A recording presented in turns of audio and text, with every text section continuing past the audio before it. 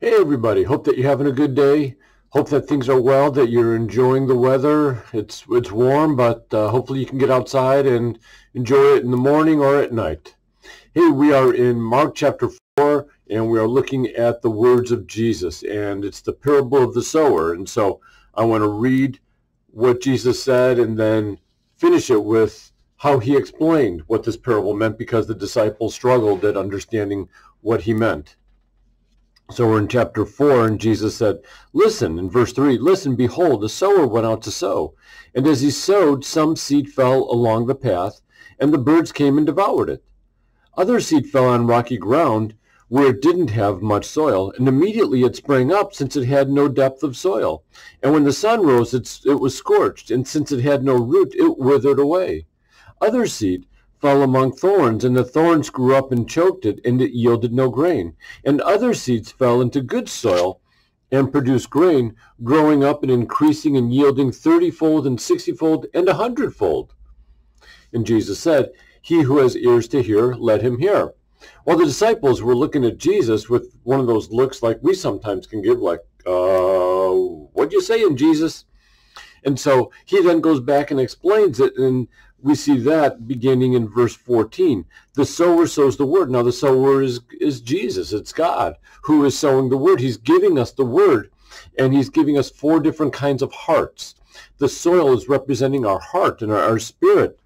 He says the sower sows the word, and these are the ones, excuse me, along the path where the word is sown.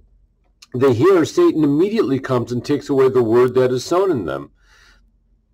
These are the ones sown on rocky ground.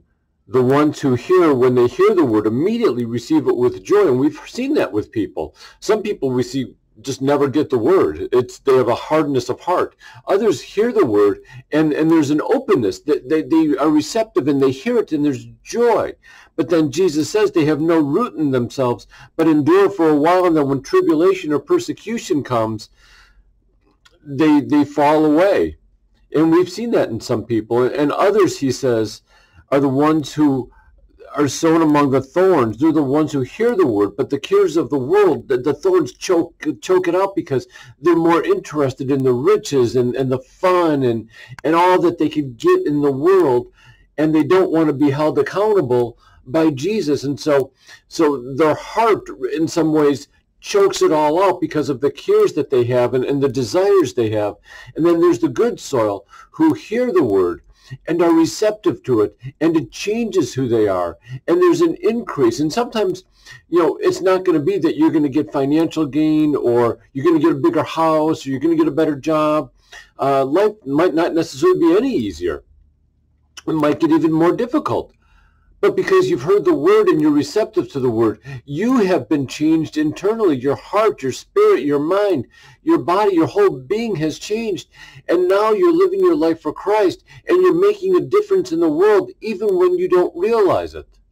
And so that's where Jesus is talking about a 30-fold, 60-fold, 100-fold gain, that the opportunity for something great to happen is magnified, because you are demonstrating the love and the power of Jesus wherever you go. You are Jesus to the world. You are the Bible to the world. And that is so important, especially in the world that we live in today. So I just want to encourage you that even when it seems hard, even when it seems tough, that you can still go out into the world. You can proclaim Jesus by the way you live your life.